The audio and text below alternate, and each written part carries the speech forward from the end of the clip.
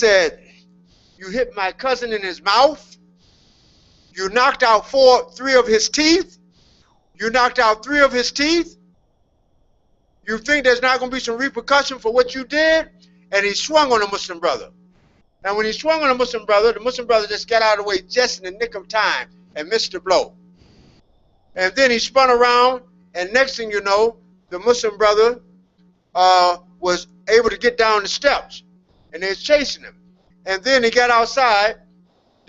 Now the crowd out there is, something about to happen. Everyone knew the Muslim brother, that he was a good person. But they knew also that that Muslim brother could fight. So all of a sudden, the non-Muslim swung.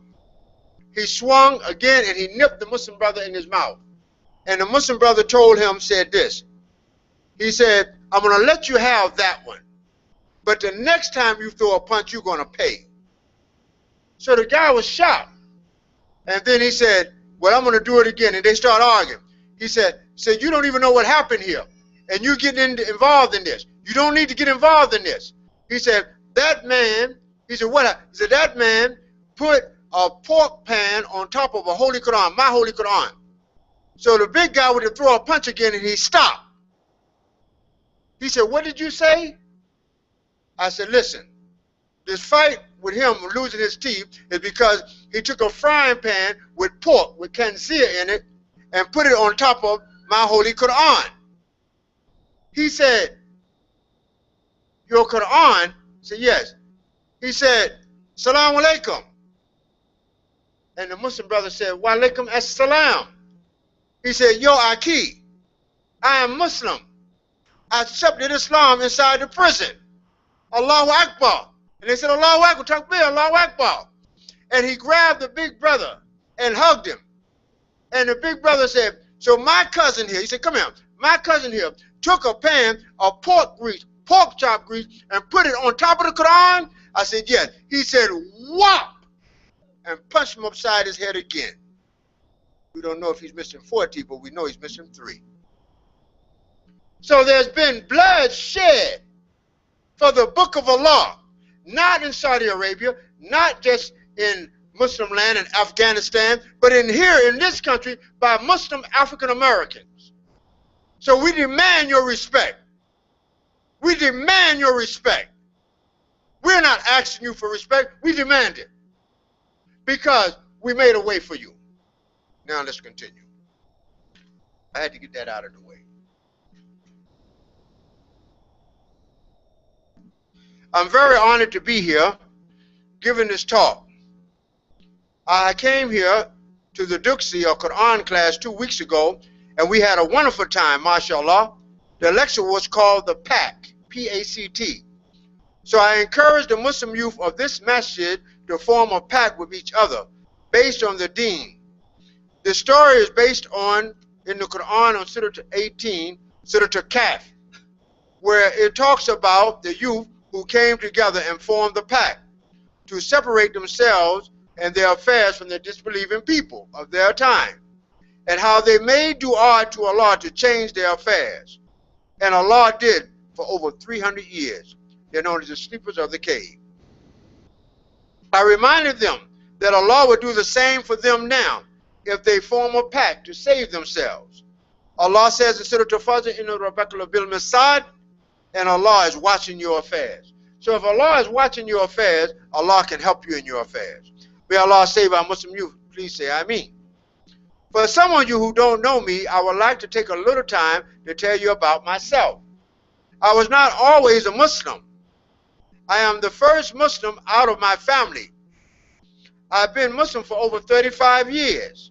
It was not easy. My journey was from the streets of New York as a troubled youth, where my parents was misguided, where at 12 years old, I was sent to juvenile detention with handcuffs. How old are you? Speak up. 9, who's 12? Any 12 years old here? Okay. All of you boys that are sitting against that wall, come up here and sit down now. Duck soul. Let's go. All you brothers that's sitting over there on that wall, unless you have a back problem and you're young, you're supposed to be sitting up here. Move. Let me tell you why we talk to you like that. When you want to sharpen a knife, you sharpen it with a tool that sharpens knife. But when men want to sharpen each other, they talk to each other with strength, and that sharpens that person. You young brothers should sit close. The benefit of that, when teachers are teaching you, you benefit more when you sit closer to the teacher and you get more barakats. Because most of you don't know jack. Straight like that. I was sent to juvenile detention, and at 15 years old, my father put me out of his house at gunpoint. Anybody here 15 years old? 15. Can you imagine that? A gun put to your head and told you to get out, and he meant it, and he would pull the trigger. If my brother hadn't died and knocked him down, he put me out of his house at 15 years old, at gunpoint. Never ever to return to live in that house. I'm not talking about get out and come back the next week, get out and come back the next month. Never ever to live in that house.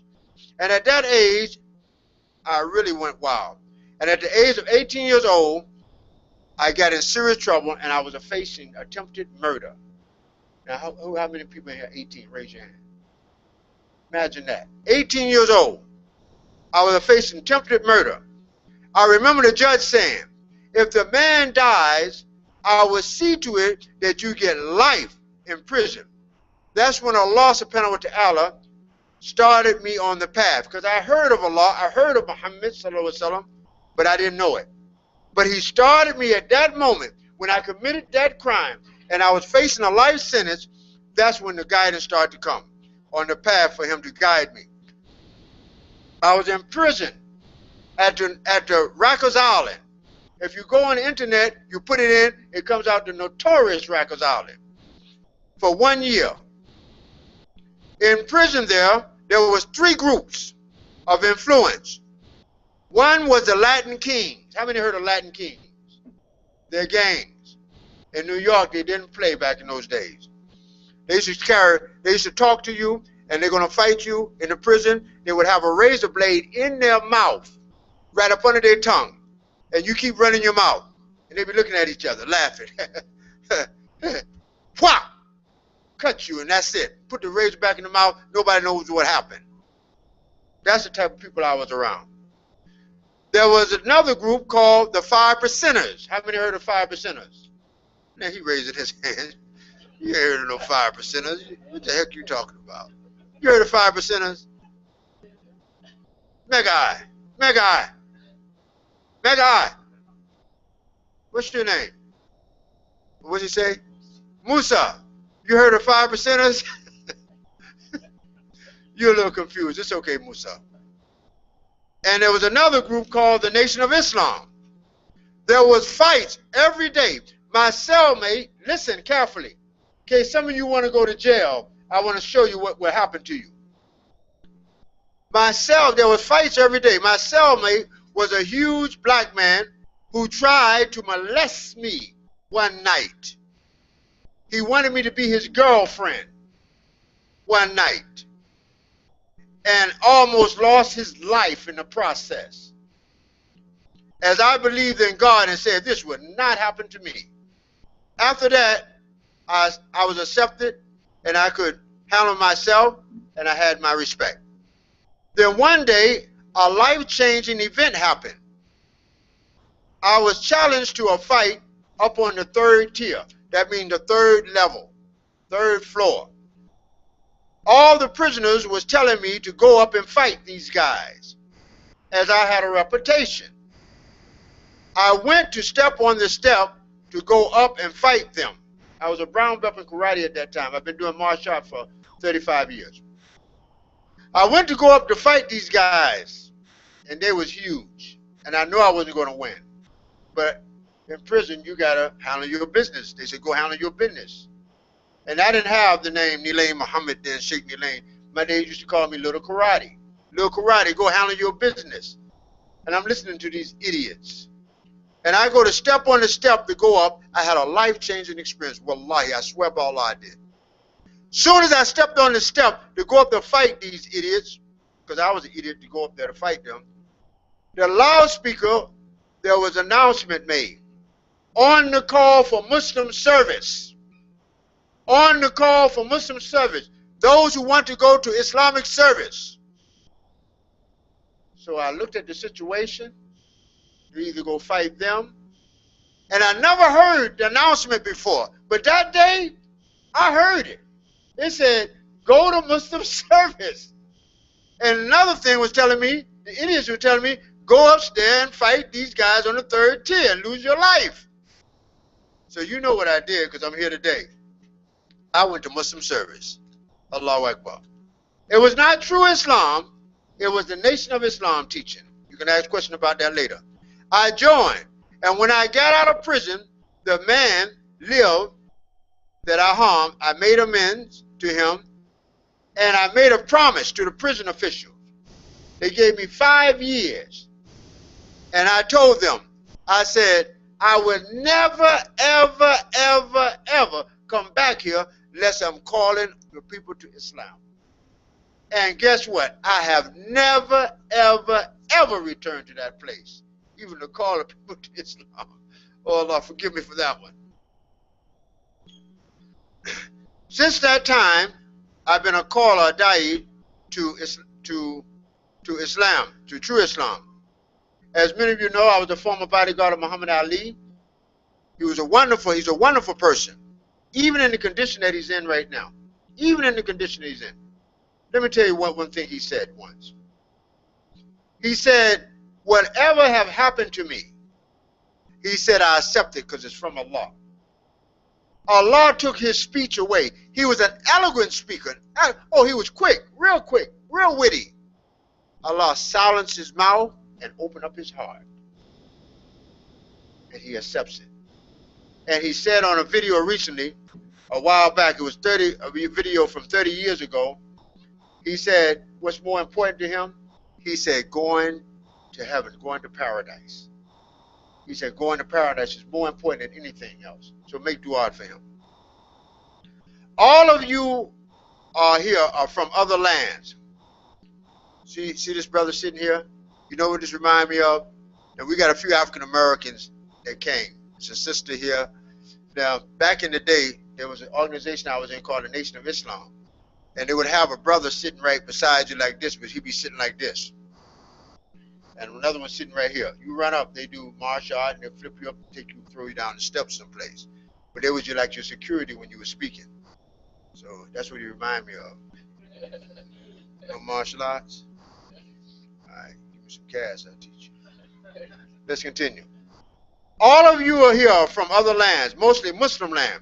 Most of you are from Somalia. And you know your culture, you know your language, you know your country, you know your history. You know your traditions. Well, let me say this to you. My people, African American, everything related to our African history, culture, our native language, and tradition was stripped from us as a people. We came here in the bottom of slave ships. We were beaten, whipped, burned, branded like animals. Many of my people came from West Africa. They was Muslim, but by the 15th or 16th century, all traces of Islam was gone from my people. Let me say something to you. So when you see an African American walking down the street, bopping and acting crazy, you look at him, and some of you do this. Look at him, like this. That's your brother that got lost. That's your brother that everything was taken away from. He don't know who he is. Everything was taken from him, from his people. 500 years, everything was stripped from him. He's dead mentally, and he needs your help, but you're afraid of him. You're talking about, I feel nothing but Allah. You're a liar. You go out there and put you on the corner with a couple of African Americans that's bound, yo, what's up, my nigga? You'll be running. And you're talking about, I feel nothing but Allah. I'm ready. I'll take you right now and take you to something right now. And all that what you're saying won't mean nothing. Okay, let's continue. But by the mercy of Allah, many of my people are becoming Muslims. You need to read and see the movie Roots. How many ever heard of the movie Roots? You need to read and see the movie Roots by Alex Haley. Malcolm X told Alex Haley, you can be the writer of my autobiography, which he did. He wrote the book on Malcolm X. But Malcolm X told him this, but you need to research your own history, and you will find your ancestors was Muslims. Alex Haley did a 13-year research, and he said he almost committed suicide doing this research. It was so much information, so heartbreaking. And he found his ancestor. His name was Kuta Kinte, a Muslim from Guinea. That's why this short lecture that's titled, Why You Are Here, is important. We should thank Allah for guiding us to Islam, whether we was raised Muslim or reversed to Islam. It was a favor from Allah to you and I.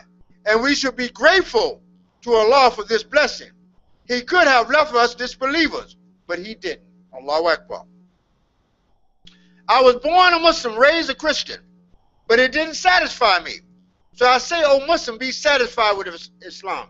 The Prophet ﷺ said, A'udhu billahi min nafsin la tasba. Seek refuge with Allah from the souls who are not satisfied.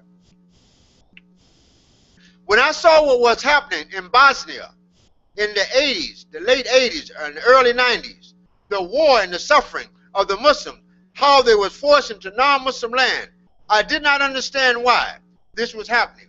When I saw what was happening in Kashmir, Sudan, Palestine, and Gaza, Muslims being uprooted out of their lands and placed in non-Muslim lands, I did not understand why this was happening. And now the Muslims of Egypt, now the Muslims of Syria, Afghanistan, Iraq, and you, the Muslim of East Africa, the Somali people, are being forced into non-Muslim lands, such places as Europe, China, Japan, Australia, such places as North America, Central America, South America, and Canada. In Minnesota alone, the 2006 census states that there are over 200,000 Muslims from Somalia. That's in 2006 they stated that. And in Ohio, the amount of some Muslims from Somalia are in the thousands. So the Muslims are displaced all over the world. But what did Allah subhanahu wa ta'ala say? He said, Al-Islam would be the dominant religion on this earth. Is that right? Let me say that again. Allah subhanahu wa ta'ala said, Al-Islam would be the dominant religion on this earth. So maybe this displacement of the Muslims into non-Muslim land is part of Allah's plan. Because now you live and work and go to school in these foreign non-Muslim lands. You now speak English. You now speak French. You now speak Italian. Now speak German. You now speak Dutch. You now speak Greek. You now speak Chinese. You now speak Japanese. And some of you even speak Russian. Is that right? Wallahi.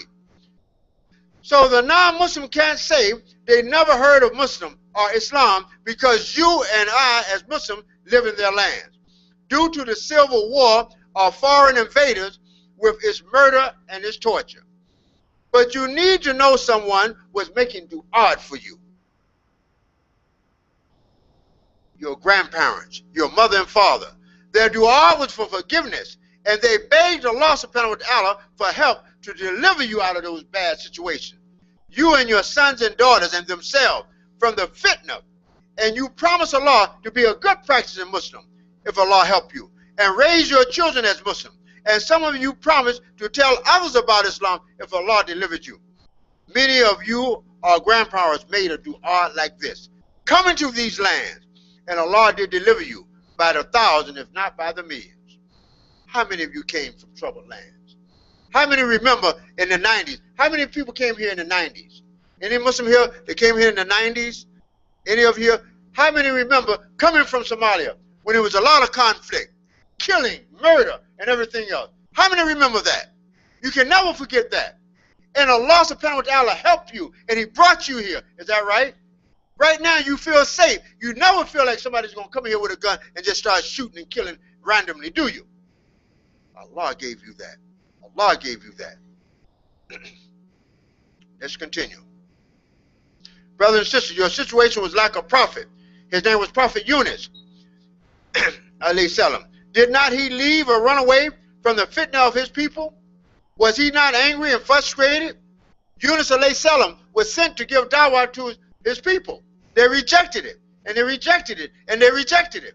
And it was having nothing but fitna. So what did Yunus do? Yunus left, and he was angry, and he was frustrated. It's not the Muslim of today running away from Muslim land. They are running away from Egypt right now, running away from Syria right now, running away from Afghanistan, Iraq. Did not you run away from Somalia? Did not Allah have a plan for Prophet Yunus alayhi salam as he ran away from the fitna of his people? He was thrown overboard and was swallowed by a giant fish or whale and could not breathe and had no food. If Allah would have left him in that condition, he would have surely have died. Some of you were in a horrible condition and would have died. But how did Prophet Yunus get out of this bad situation? He turned to Allah and made a special dua for deliverance. What was that dua that Yunus made? He said, La ilaha illa anta subhanaka inni kuntu min dhalimin. He said, there is no God but Allah. Glory to be to you. I was indeed wrong. Yes, that's what it said. Thank you. Then Allah says in the Quran, we responded to his call and rescued him from distress. Thus do we rescue the believers. So Allah responded to the call of Yunus, the situation he was in. Did not Allah subhanahu wa ta'ala respond to the call of the Muslim in Somalia? Did not he respond to the call to the Muslim that's in Syria? All these places, Allah was going to respond to the call. This dua was the right form and at the right time, and most of all, it was from a sincere believer. And Allah ordered the well not to break Yunus' bones or drink his blood, but he ordered the well to take Yunus to shore, alhamdulillah, and vomit or spit him up on it where he was safe. Dear brothers and sisters, quit talking, moving around, and listen. Did not Allah do the same for you? Did he not take you out of a bad situation? Did he not take you out of Somalia? Did he not take a lot of us out of Afghanistan? Did he not take a lot of us out of Africa and different parts of the Muslim land where there was fitna? He did the same for you. He answered the sincere du'as of your fathers and your mothers and grandparents. Did not he order the planes, the trains, the cars, the bus to spit you up on the shores of Europe, to spit you up on the shores of America and other parts of the world? Now let's continue to look at Prophet Yunus alayhi salam. He was delivered from the well, but what was his condition when he came out of the well? He was spit up on the shore and he was very sick. Study the history of Yunus alayhi salam. They said when he was spit up on the shore, Allah preserved him, but was he sick?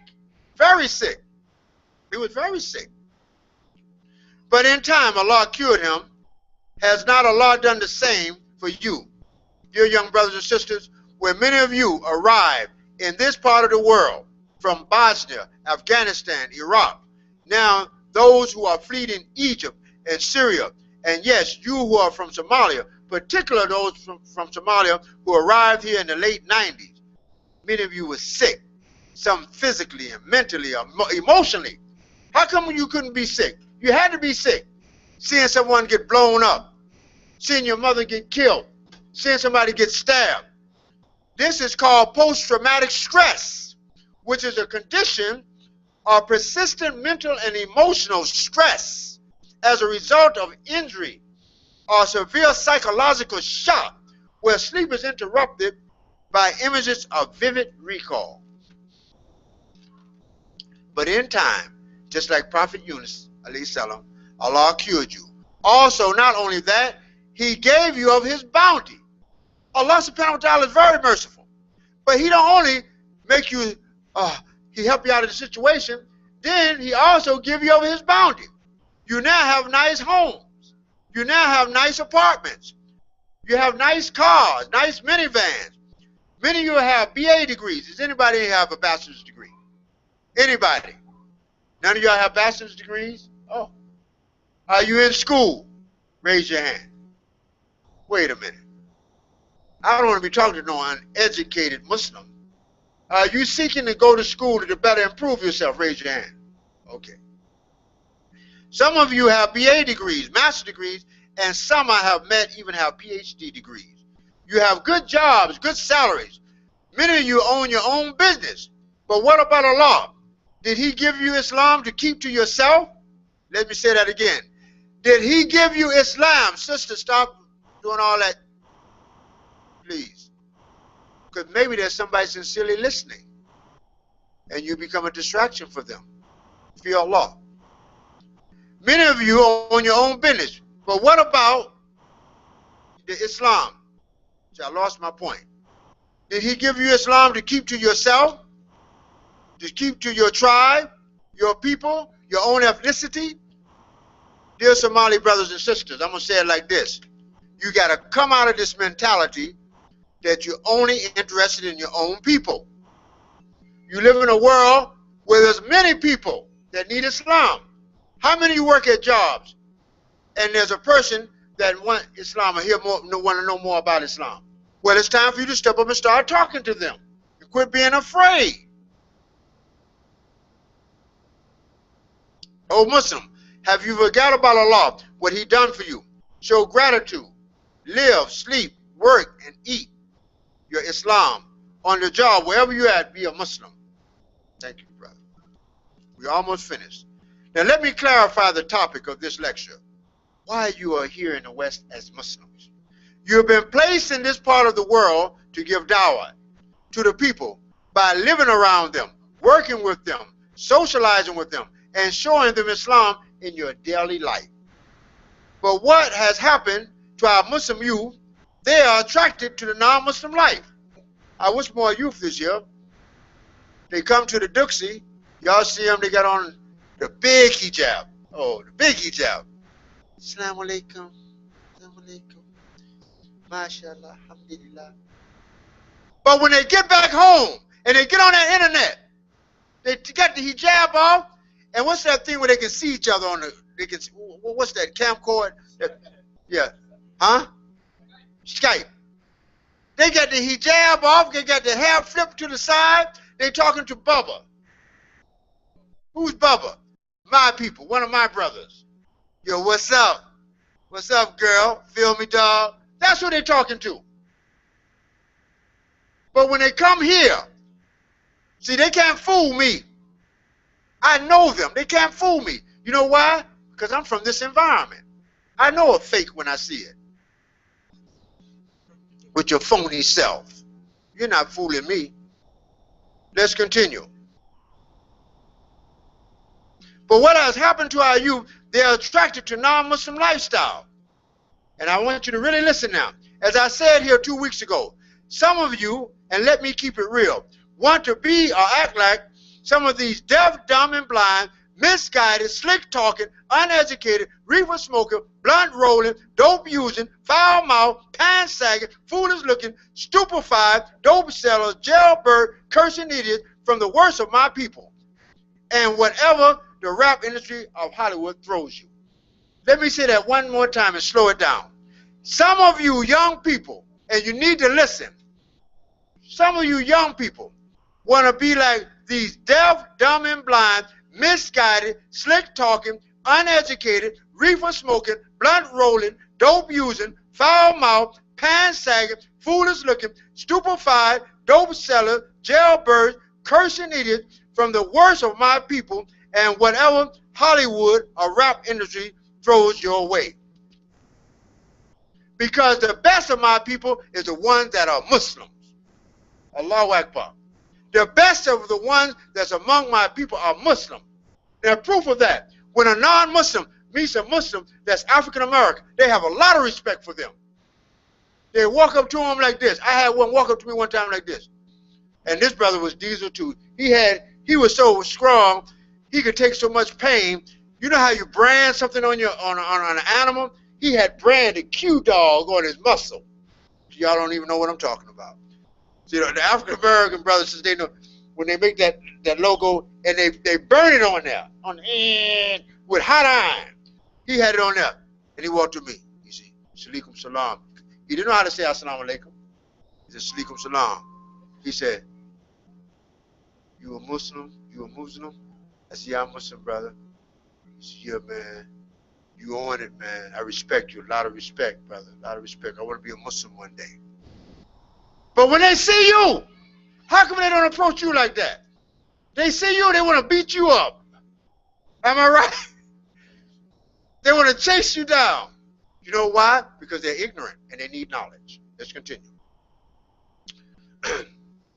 This is a shame that you want to be like the worst of my people. You traveled 10,000 miles to get away from the fitna in Somalia, the fitna in Ethiopia, the fitna in Syria, the fitna in Egypt, the fitna in Pakistan and Afghanistan, the fitna in Palestine, to have yourself, your children, fall victim to the fitna here in the West. And there are many fitnas. You know why you fall victim to it? Because you didn't get a GPS. How many know what a GPS is? Everybody knows what a GPS is. What do it help? When you what? When you're lost, right? You need direction.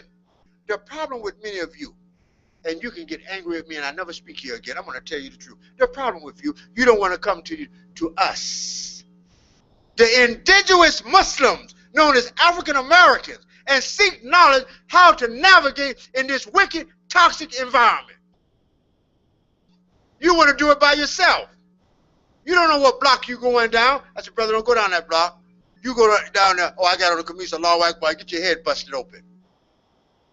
You need to listen to those brothers and sisters who have made a path for you in this environment. Let's continue. We're almost finished. There are different kinds of fitna, and the ones that have knowledge is the indigenous Muslims like myself and others who grew up here. We, the African Americans, made a path for you that is easy for you today. All the messages that you see that the Muslims have built that come from overseas, you should give homage to the Muslim African American because we made the sacrifice. We had very little knowledge of Quran. We can barely say Alif Ba Ta, but our hearts are pure. We love Allah. Let me tell you an incident in prison. I was locked up once, and a correction officer in the notorious Rikers Island. I was getting some religious Islamic material, and I went to reach for him. One of the correction officers said, well, you better not touch those papers. I said, but the captain said I could take them. He said, I don't care what he said. Other correction officer said, go ahead, you can have them. Guess what happened? The other officer said, go ahead and reach for them. I grabbed them. Now, in prison, they have these big rings, and they have these long brass keys. He had about 6 keys on that ring. He took that thing and took my face and slashed my face with those keys open. Cut my face wide open. When he did that, I said, Allahu Akbar, and I grabbed him. And I just beat him and beat him and beat him, unconsciously beat him. All these big guys with the big muscles, they opened the cell, they hit the big red button, the panic button. All of them ran with their tails between their legs and ran and got in their cells, about 100 of them. Wallahi, I'm telling the truth. It was 3 of us. We stood on the wall. We didn't know Allah like I knew Allah today. We didn't know Rasulullah like I knew Rasulullah today. We stood on the wall and we just said, Allahu Akbar, Allahu Akbar, Allahu Akbar. And we just kept calling on Allah. You think Allah subhanahu wa ta'ala didn't hear the sincere heart calling him like Yunus was in the belly of the well, crying to Allah for help. He was in a bad situation. And all we heard was, dum, dum, dum, dum, dum, dum, dum, dum. They sent the riot squad in on us. 25 deep for 3 of us. These big white guys looked like devils. I'm telling you, they was devils. Real human devils. And here they came. And they had the sticks. Wallahi, by the time they got about far as this pole to raise the stick to start beating us, we were still calling Allah. A black captain walked in between. So what's going on here? And he looked at me and he knew me. Wallahi. Out of thousands of captains and thousands of inmates, that day that captain walked and stopped. He said, stop. And he pulled me on the side. He said, what happened? What happened? And I told him the truth. I said, this happened, that happened. He said, I can't save you from everything. He said, but I can save you from a beat down right now. And he did. But when he left, they stomped me. And they drugged me to and threw me in this in what they call the hole. Threw me in a hole. Half naked. No window. No nothing. And I had to stay in there for 30 days, sweating. No air conditioning, just pure heat. I could have died in there. Then they had a homosexual feeding me the food. Here, baby, here's your food. They really messed with me. And at night, they tried to come in and beat me at night. One person was in the same situation. He lost his mind. He cracked. He went so bananas, I started smelling urine and defeces. And then when they opened the other cells, he was down there, standing down there, all his clothes off. He done took dung, his own dung, and wiped all over his face and wiped all over his body. And he telling the correctional guard, come on, come on. Nobody want to come close to him. So they went and got the fireman hose and sprayed him down and took him out to a mental hospital. So now, back to what I said from the beginning. I have a right here to talk like this because I've done certain things here. And I'm trying to save you young brothers who are going to prison. Look how many Muslims are going to prison today. Go to Stillwater. 5 years, 10 years. Muslims going to prison like that. So if you want to go to prison, that's what you need to expect. Now let's close out on this. So my dear brothers and sisters, you are the new kids on the block. You are considered the new African Americans. When I became Muslim, I wanted to live the life of a Muslim. But many of the young Muslims today want what I fight every day to stay away from. So brothers and sisters, I want to say this to you and wrap it up and leave for questions and answers. I have a lot more things I want to cover, but okay. But let me just go through something quick. Now let me make my last point and conclude the lecture. We are all here together in these non-Muslim lands. The East African, the West African, the Pakistani, the African American, the Arab, the Egyptian, the Syrian Muslim, the Ethiopian, and the American white Muslim. We are all here together now. Isn't that amazing? It's no longer that you over there. No, we're all here right now. Some days there's a white Muslim in here. There's a black Muslim in here, right? We're all here together now. We are all here together in the struggle in this part of the world, trying to hold on to our deen.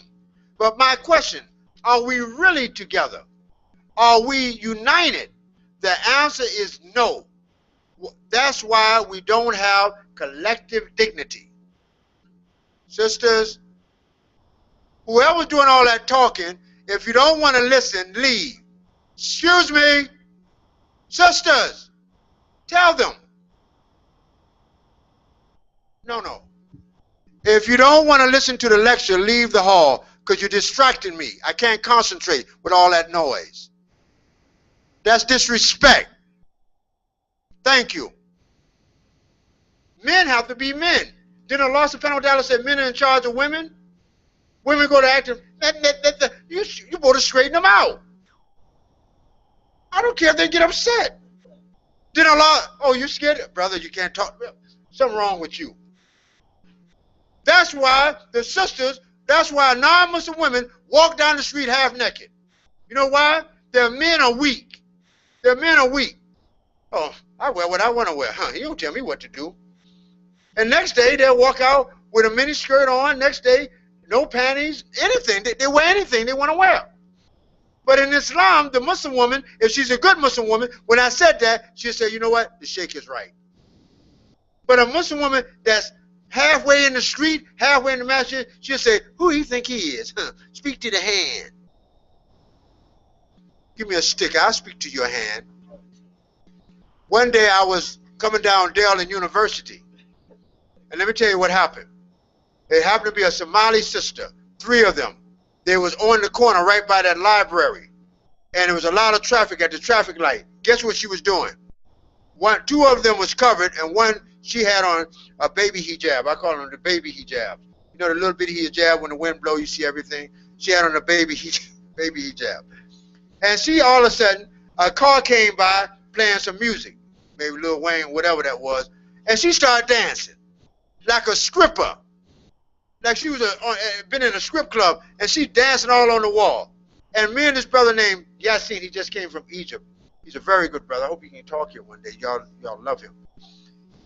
I said, oh no. He said, what you want to do? I said, run, take this van, pull up over the curb, and I said, and almost run him over. I got a stick. I had a stick in the car.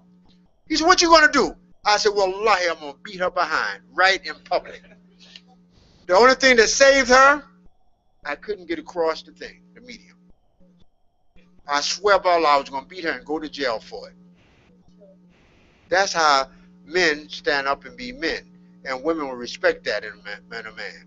If a woman can walk out the door dressed any type of way, that means that the men are weak in society. But I thank Allah, the Muslim men are strong. Takbir! Look how our women dress.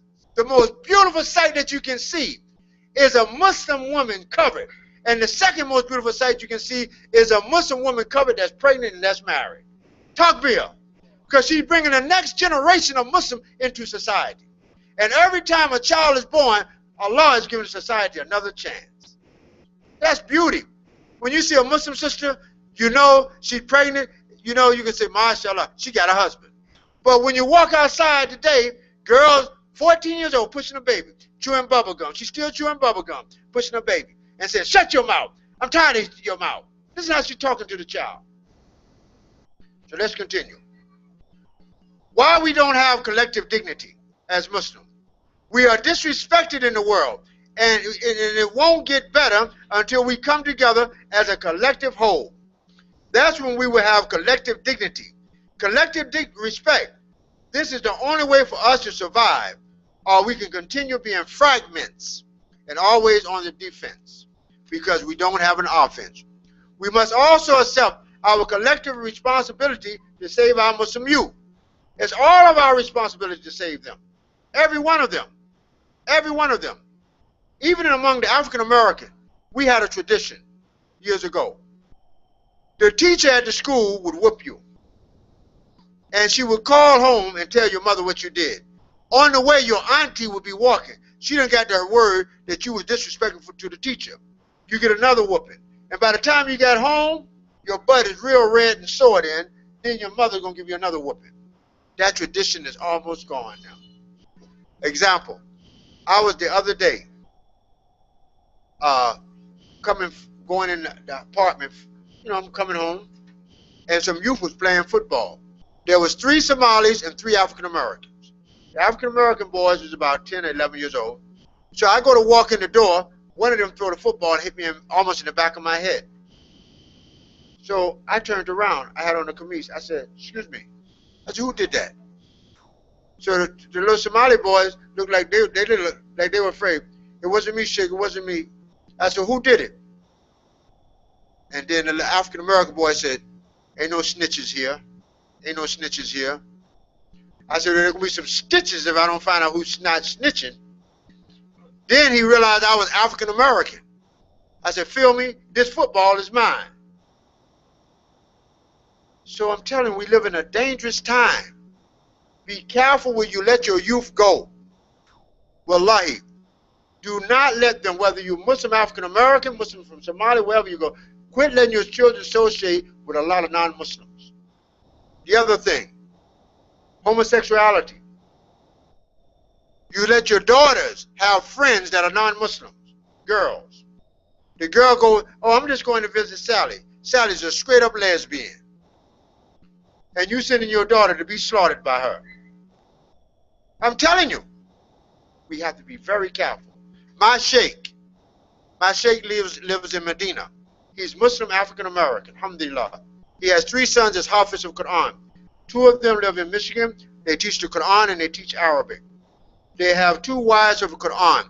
They have the Hafiz and 2 wives. One is Hafs and the other is Wash. They studied in Morocco. He raised his children on the deen. He studied in the time in Mecca in the 80s under Sheikh bin Baz rahimahullah, Sheikh Albani rahimahullah. And his sheikh is Sheikh Mohamed Leylien. He's an aroma sheikh that's about 90 years old. He studied under him. He came back to this country and raised children. He used to look out his window. Every 20 minutes, he would tell his children, he had 3 boys, Abu Bakr, Abdullah, and Harun. Matter of fact, Harun came here and did a talk one time.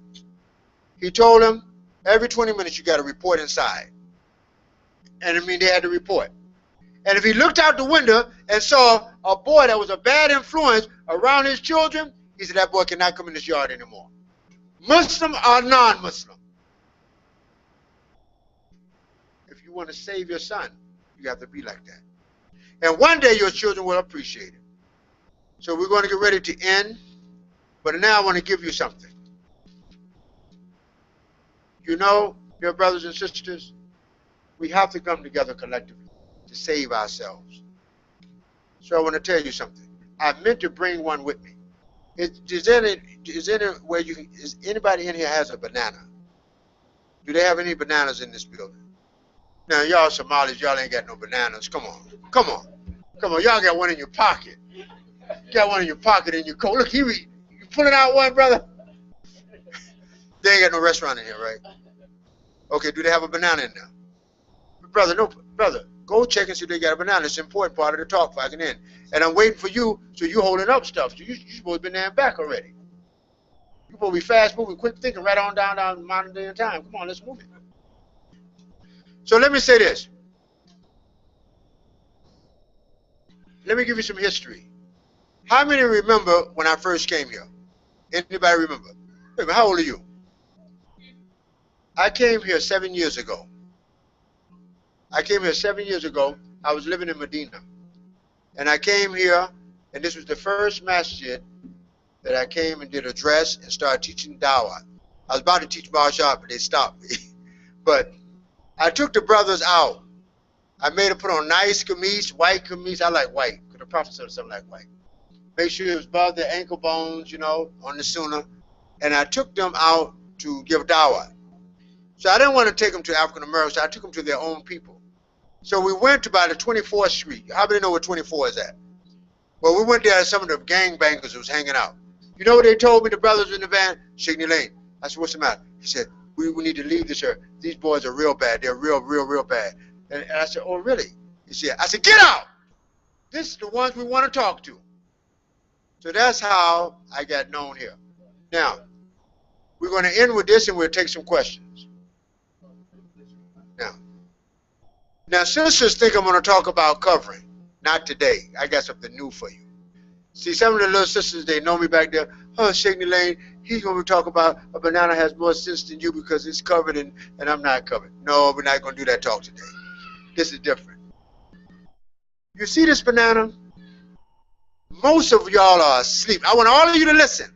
Most of you are asleep to what you got in your hand. Wallahi. The Nation of Islam had a man that had a third-grade education. He was not a Muslim in the text of a Muslim. He was a social reformer. His name was Mr. Elijah Muhammad. He saw soup lines. In soup lines, they was eating, what? They give you soup, is that right? And what they would give you bean soup to eat. And the navy bean, they call it a navy bean. It has so much protein. So he introduced that to our community and the Nation of Islam. And he said, I want you to do something with this bean to make money. Ask any Muslim, African American that came through those doors. They took that little white navy bean and built an empire. I'm telling the truth. They made bean soup. Bean, how many heard of bean pies? See, he even heard. They are delicious.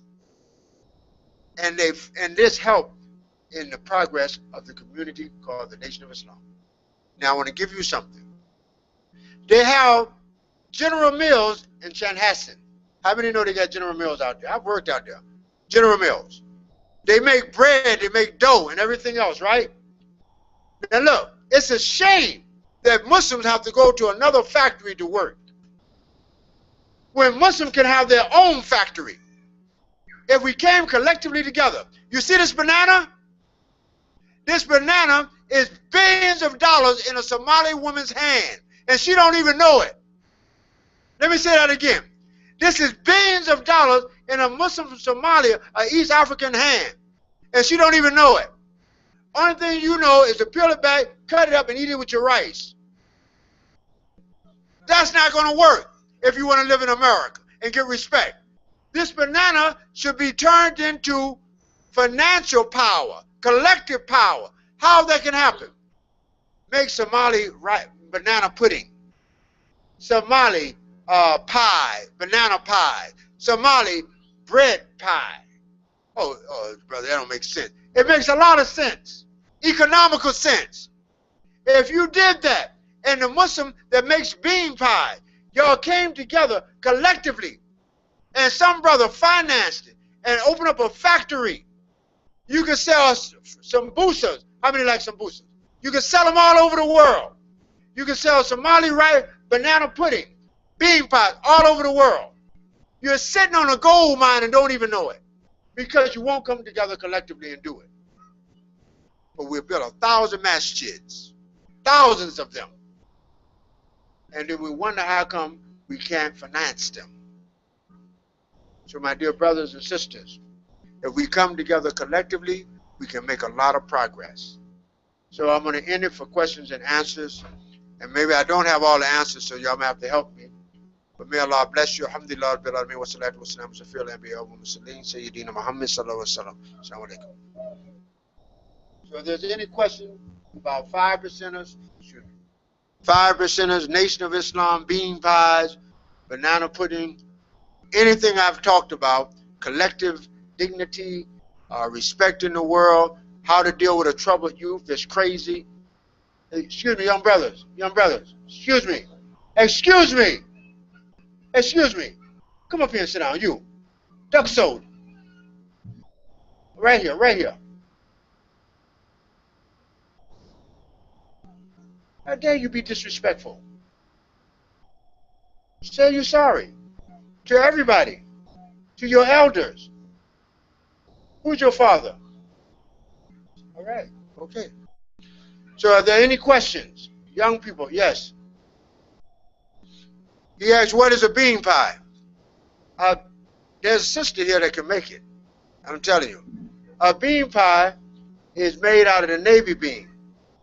And I don't know how the sisters, how they do it, but this is Mahmoud here. He's had it.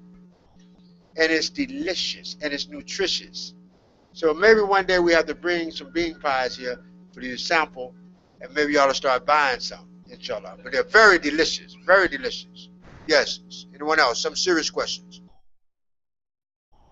For the sisters, inshallah, if you guys want, you guys can write in questions.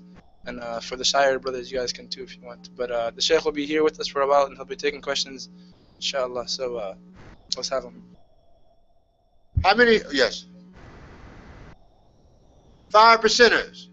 The 5%ers are an offshoot of the Nation of Islam. Their leader was Clarence 13X. They used to call him Puddin. He was out of New York. And in about 1969 or so, he left the Nation of Islam, and he took some of his teachings with him. He was put out for some immoral act or something he had done, and he was placed in C class. C class meaning KB mentality, but he didn't stay. He left. And he formed the group called the 5%ers. So they did it like this. You have 100%. He split it up. He said 85%, 10%, 5%. The 85%er is a non-Muslim. I mean, it's the one that don't have knowledge. He's known as a bill power. A 10% is a Mason. He has the knowledge, but he keeps it a secret. You know, many of you, how many of you heard of Masons? Well, trust me, Masons know about Islam. And the 5% are supposed to be the poor righteous teacher. So that's how the 5%ers came about. They are active in New York. They're a small group, but many of them have become Muslims. Yes. 5%er, who are they? The 5%ers, that's what they're called. They call themselves poor righteous teachers. They talk like this. Peace, God, what be the day's degree? The day's degree be, you know, they do a lot of, it's almost like rapping. They have a rap group I used to do bodyguard work for. It's called Eric B. and Rakim. This is back in the day, and he was a 5%er. Anything else related to what we discussed? Yes. Nation of Islam. Nation of Islam came about in the 30s by a man called Master Farad Muhammad. He was from either Pakistan or someplace. He looked white. He went among the African Americans of Detroit and different areas of Chicago, and he was a silk peddler, and he would tell the people, the African Americans who hated themselves, and tell them that there was kings and queens in their country before, and he built their self-esteem. If you didn't know, African Americans, we used to hate us, really hate ourselves. An example of that was Michael Jackson. Michael Jackson was practically my complexion, maybe just a little light, maybe a little darker. But in the end, what did Michael Jackson look like? He looked like a ghost, right? Why? Because he was bleaching his skin, bleaching his skin, bleaching his skin, because they made us hate our dark skin. They made us hate our large nose, our big lips. They made us hate our kinky hair. So Mr. Elijah Muhammad, when he got to teaching the Master Farad Muhammad, he told us that our nose was made this way so that we can take in more oxygen, which is true.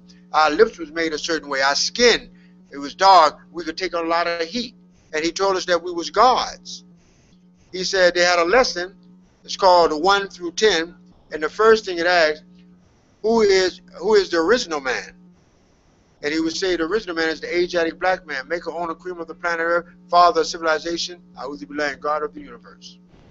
Then he said, who is the colored man? The colored man is the Caucasian white man, the Yaku, Graf, the devil, skunk of the planet Earth. That's what we was taught. And it worked. It got me to thinking. Now, I was back then in the 30s, so if anybody think I was back then in the 30s, something wrong with you. But anyway, it started turning our wheels to start thinking. That's all it did for us. The Nation of Islam was to get us ready and prepared for true Islam. That's what it did for me. When I left that community, I was a lieutenant. A lieutenant, my job was to train and to give instructions. And let me tell you something. I'm going to show you how severe we was. Do you know pork? Pork we don't eat, right? There was a brother selling pork in New Jersey. I found out about it. The captain in New York called me in. Me and my sheikh named Sheikh Khalid, who was at that time, he was a captain. He said, Captain and Lieutenant, I want y'all to go to Jersey and investigate and see if this member of the Nation of Islam is selling pork. So we go to New Jersey, because I lived in New York, and find that this guy got his store. He's selling, so y'all don't even know what this is, pig ears. Anybody know what pig ears is in a jar? He was selling pig ears, pig feet, pig tails, everything. And then when we walked in, and cigarettes. We said, brother, you know you can't sell this. He said, I sell any what I want to sell in my business. You ain't gonna tell me what to do. He said, all right. We went back and gave a report to the chief captain. The captain said, you know what you got to do. Wallahi, I'm not lying. He said, go sharpen the sword. Listen. He said, go sharpen the sword and take his head off. That was our instruction. I swear by Allah. My sheikh, at that time, he wasn't Sheikh Khalid then, went and got the sword and we went and got it sharp. We went to that business. I'm not exaggerating. Their business was empty. It was 3 days later. The business was empty. Somebody had warned him and he had left town. That's how serious we was.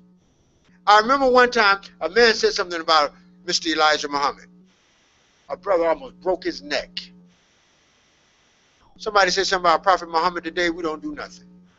It is an insult to Prophet. And some of us, when we shake hands like this. Have you ever met a brother and he shake your hand like this? Like this? You're not supposed to shake hands like that. Wallahi, you're not supposed to shake. Umar Khattab, when he met men that would shake hands like women, like this, he would hit their hand. Not supposed to, brother, let me get up. Move this thing back. Come here, brother. Come, quick. Brother, come to you. Stand right here for they can see.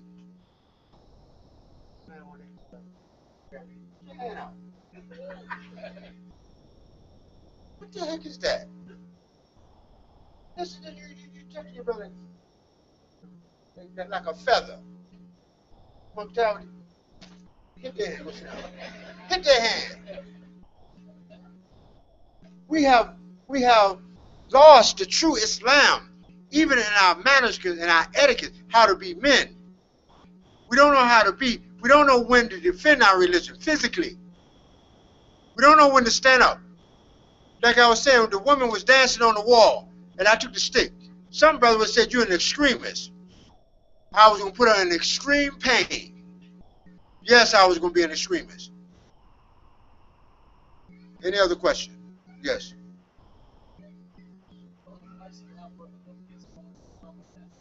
Very good. Let me give you something. I lived in Canada. How many of you have been to Canada? Canada. How many have been to Toronto? I'm going to see if I can nail some of you. How many have been to Toronto, Canada? Got relatives in Toronto? There's an area in Toronto like Cedar. It's called Dixon. Have you ever heard of Dixon? Well, I used to live in Dixon. What? I used to live in Dixon. I lived in Dixon for 3 months. Our family, I was with the Canadian Dawah Association coming from Saudi Arabia. They wanted me to stay in their apartment for 3 months. They had a son named Abdullahi. I'll never forget him. He was real tall. He was the oldest. There were 7 children. The father worked. The mother worked. The mother said, brother, when I came to your house, I'm leaving. I said, why are you leaving? I'm leaving. Please just stay in the house. You have anything you want, you're going to help my husband. He'll tell you everything. So the boy stayed in the house. So the father said, Sheikh Leylien, I need for you to take charge of my house. I heard of you. I said, I didn't know what I was walking into. I said, okay. Now this is Somali. And you know the area of Dixon, right? So I'm in the apartment. So the son Abdullahi comes in 2 o'clock in the morning with his crew. They playing music and everything. I'm in the bedroom. I got to do a lecture the next day. So I come out and I said, excuse me, brother. So I said, let me use some wisdom. I said, could you cut it down just a little bit? Yeah, he cut it down. So the next day morning, it's Fajr time. Fajr. Now, when I became a Muslim, I was told that Fajr is one of the most important salats. I was told that you should crawl if you have to do it. Is that right? Now, we all don't make Fajr always on time, but we try. I do. So it was Fajr time. And guess what this guy did? He laid in the bed. I go and said, excuse me. That was the first day. I let him ride. Next day, he did the same thing, came in late. I went to the room. I said, Assalamu alaikum. Assalamu alaikum. I said, Assalamu alaikum. Get up. And I flipped the bed over. He got, what are you doing? What are you doing? I said, get up. It's Fajr time. So you're going to pray in this house. Feel me, dog? I talked to him just like that. It registered right away. You know how you hear the cash register and the drawer pop right open? Bing! When I said feel me, he did just like this. He started praying. Then I started talking to him. I started working on his heart. I had to hit him in the head first, though. Then I started telling him about Allah. I started telling him about the stories, where I came from. And that boy in time started making prayer. He started being respectful. One other incident. There was a Muslim girl who was Hafiz, about to become Hafiz of Quran. She decided in one night, Shaitan whispered to her. See, Shaitan whispers like this. Well, let me tell you how he comes at me. He comes like this. He comes like this at first. He didn't get me. Then he goes, pss, pss, pss, pss, pss. Now he got my attention. Now he give me his instruction. Then he tell me what to do of evil. When you commit a sin, you're listening to Shaitan whisper. So anyway, I was coming from a lecture. They have a masjid called Khalid bin Walid. I mean, know that masjid. They know me very well. I know Sheikh Bashir and all of them in Canada. So guess what happened? We are coming, I'm coming from the lecture, 9 o'clock at night, going into Dixon, going into the building, and here comes this beautiful Muslima. Now, I'm going to keep it real. See, I'm not going to dress things up. She was beautiful, mashallah, but she wasn't covered. I mean, she was walking out the door, and I looked, I mean, she got me. She caught me off guard. And I said, subhanallah. You know, I was stuck. And so I said, man, I'm not going to give her dawah. I said, no, she's too much fit. Then someone said, no, talk to her. So I said, sister, I said, excuse me. I said, my name is Sheikh Leylien. I know you're not Muslim. I knew she was a Muslim. I said, but here's a flyer. I'm giving a talk tomorrow. Maybe you'd like to come. She said, no, I'm Muslim. I'm Muslim. I said, no, it's okay. I said, please. I said, you know, she said, I'm a Muslim. I said, you're a Muslim? I said, well, if you're a Muslim, why are you dressed like this? Wallahi. I started talking to her. She started crying. She was 21 years old. She started crying. And then I said, stay right here. I had just came from Saudi Arabia. I said, I got hijabs for you. I went upstairs and brought her a couple of hijabs. When I came down, all the mothers was around her. And they go, I don't know what they were saying in Somali. They go, oh, and they saw me, then they started pointing to me. Hey, They were saying something. Hey. I said, what the heck? And they said, Sheikh, Sheikh. And they called me. They said, look. They said, wallahi, thank you, thank you. And she said, this girl is one of the top girls in the Quran school. And for the first time, she's ever took off her clothing like this. She said, before she could step outside for all the boys to see her, Allah protected her. You walked in the door, and you stopped her right there in her tracks. That's the power of Allah subhanahu wa ta'ala, using you. Wallahi, I went back 2 years later, I saw that same sister, and she's covered. Allahu Akbar. Okay. This is from one of the sisters. So what caused you to see the light in the first place? As in like a true Islam. And this is the second question. And this is, how did your family take your new way of life? Okay. So what caused you to see the light? Let me say this again. If that man dies, you're going to do life in prison. I heard the name of Allah before. I heard the name of Muhammad sallallahu alaihi wasallam. I started searching them out. And when I came to Islam, the beauty of it was the belief in one God. Now listen, have any of you Muslims here ever been to a church service? Well, let me tell you what goes on. If you go to the sanctified, what's that other group? It's another group. What's that other group called? Sanctified. What's the other one? No, they know. Sisters, what's the name of the sanctified, and what's the other one that's really emotional? Pentecostal. Pentecostal. If you go to them and go into church, wallahi, you will be frightened out. You'll be scared to death. Because they get excited, and in the Pentecostal, the man, come here. Stand right here. He said, now bend down, get on your knees. And he's talking, he's preaching, put his hand on his head, in the name of Jesus, and he pushes him over like this. He pushes him over, and the person laying there kicking and foaming out of the mouth. White foam, tongue hanging out of the mouth, and they say that's the spirit. That's the spirit of God. A'udhu billah. And then all of a sudden, the man is in a wheelchair, having walked in 25 years, never walked in his life. And then the man put his, then the man get up, and he running. Not walking, running. So thank Allah for this deen. Okay, the next one. How did your family take to you your way of life? My family, wallahi, they hated it. My father said I was crazy. But listen, I want you to hear something. You right now, if your father or mother dies, you can make dua for them. Sisters, be quiet, please. You can make dua for them. Can we pray for a non-Muslim? No. I might love my mother. My mother's sweet. But if she dies, can I make dua for her? Answer. He says yes. What's the correct answer? No. The proof of that, one incident. I'll give you clear. Prophet Muhammad sallallahu alaihi wasallam. Well, who was Abu Talib? His uncle. On his deathbed, did Abu Talib take care of the Prophet sallallahu alaihi wasallam? Did he protect him? He loved him? Did the Prophet love him?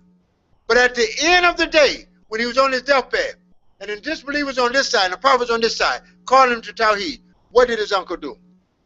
His uncle stayed on the deen of Abu Talib and those of the mystery, and he died a disbeliever.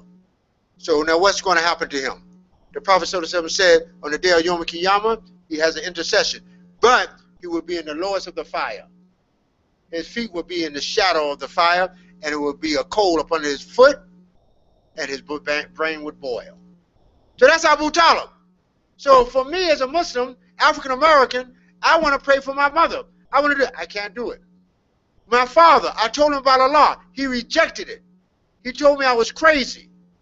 So when he died, I went to his janazah. My son was with me. My son is named Ishmael from my first marriage. My son was crying. My son was at that time 29. And I'm there with a kamesh in the church. I said, what are you crying about? He said, that's Grandpa. I said, yeah, that's my father. I said, he rejected Allah. I reject him today. My son was shocked. Because if I would have gave into any weakness of crying about my father, I would have said, What type of God is this would not let me cry from and raise my hand and make dua for my parents? And I would have left Islam. So for me, I had to be straight like that. So my parents, they rejected Allah, I rejected them. That's just me. Now I could have cried for my father and said, you know what I did to my father? I went to the grave. I said, now do you bear witness? Now do you bear witness to Allah? Now do you bear witness to him? That's just me. I went to the grave of my father and said it just like that. Now you're going to deny Allah? So you Muslims who have been born Muslim and your family is Muslim, and I would say to the Muslims here who have family members that are Muslims, that's not Muslim, give dawah to your relatives before it's too late. My sheikh, his father and mother, before they died, he left Saudi Arabia, came out of Medina, and went and gave them dawah, and they took their shahada before they died. Allahu Akbar. Okay, there was another question. That's it. Okay. Anything else? Quick. Anybody else? Yes. Let me say this to you, dear brothers and sisters, before I go. Let's work hard to come together. Let's work to bridge the gaps. And I want to say something to you Muslims from Somalia. I've been around you long enough. Who's my daughter? My daughter's right there. She's half African American, half Somali. Her name is Mariama. I want to say something to you. You have to learn to forgive each other. Brother, no, you don't. Some of you hold grudges too long. Let it go. Let things go. And I hope one day that you can return to your country. How many would like to return back to Somalia? That's your country. Return back to your country and help it grow and make progress. We hope that. But while you're here, while you're in this environment, help those who need help. If you see an African American that you can talk to him. Go to him and talk to him. Befriend him. But sisters, stay away from the men that are African American, boys. Because it don't work.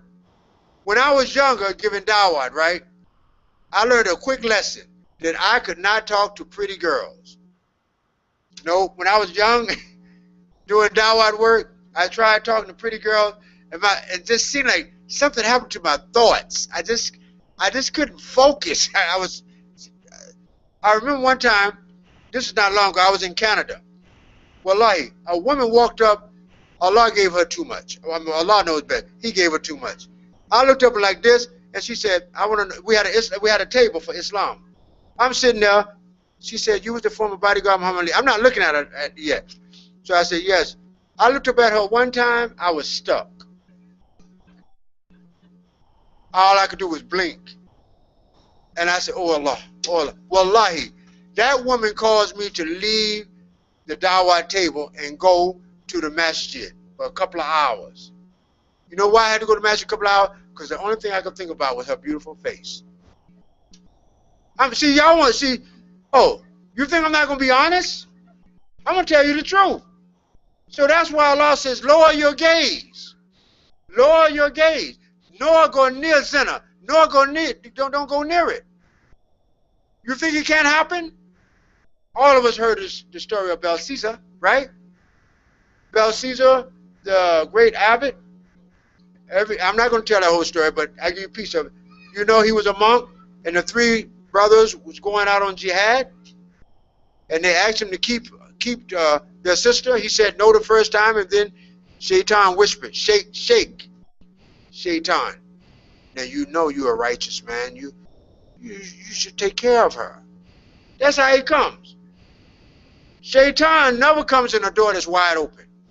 If you're looking for Shaitan to come when the door is wide open, he don't come. You know where Shaitan comes in? The cracks. Little bitty crack like this. He comes in. And he whispers to you. Psst, psst, psst, psst. Psst, psst, psst, psst. Before you know it, he's giving you orders and you're doing them. My relationship with him is over. He's used me enough. I want Jannah more. One day I was sitting in my van crying like a little boy would cry. This was 2 weeks ago. I was upset about something, and I pulled my van on the side of the road, and I said, Wallahi, I said, oh Allah, collect me, put my heart attached to the next life. I said, and I was crying. I said, oh Allah, please, let me let go of, shut up talking over there. Be quiet. Give me that magazine. Give me that book. Bring it here. Bring it here. Hurry up. Bring it here. Hurry up.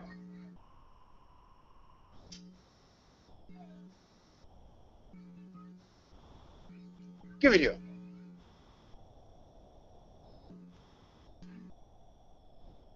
What is this book about? Pokemon. Pokemon. I'm over here talking about putting your heart to the hereafter, and he's playing, got a book, Pokemon. Guess whose book it is now? Mine. You won't get it until after class. Who book it belongs to? Who it belongs to? Raise your hand. Oh, it's yours? Dear brother, come get your book. Come get your book. So let me finish. So, Shaitan comes in the little cracks. That's how he gets you, brothers and sisters. The little cracks. How many of you here like music? Now, I came from music.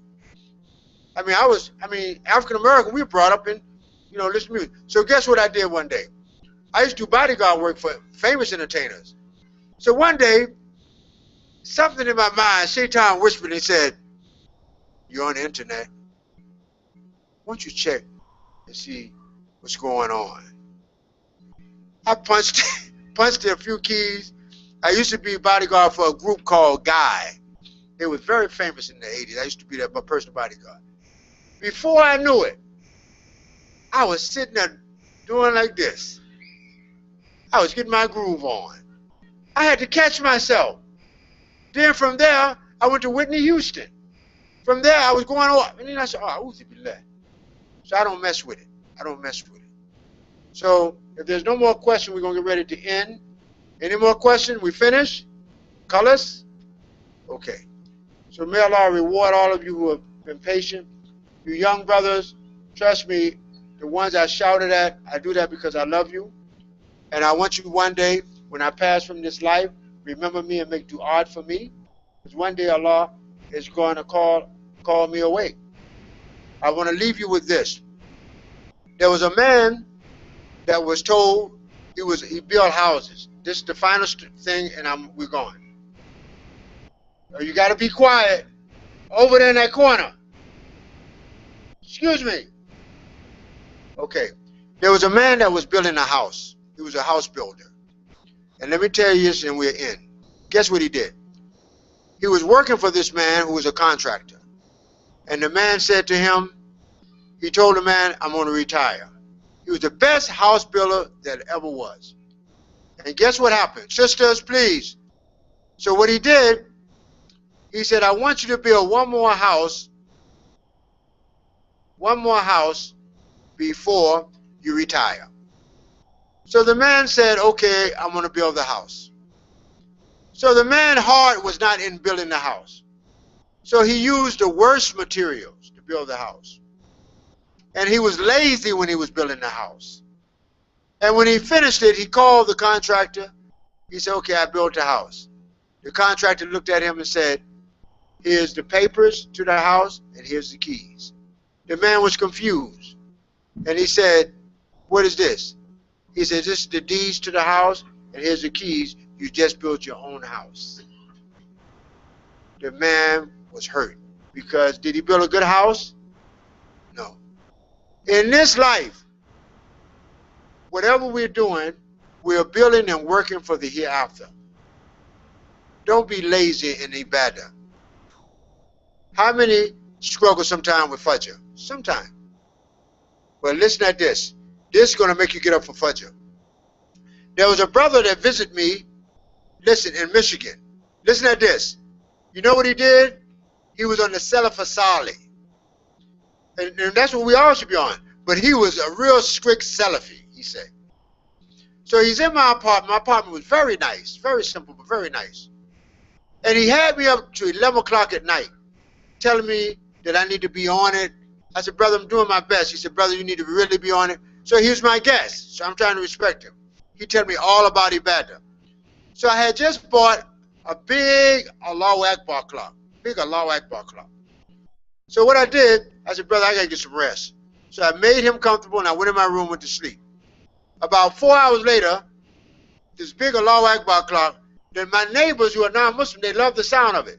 So all of a sudden the clock said, Allahu Akbar, Allahu Akbar, Allah, bam, bam, bam. So I run out of the room and I look. My Allahu Akbar clock is broke on the floor. Who's standing up over it? The brother that's on the center for Salih. He done broke my Allahu Akbar clock and looking angry. I said, what happened?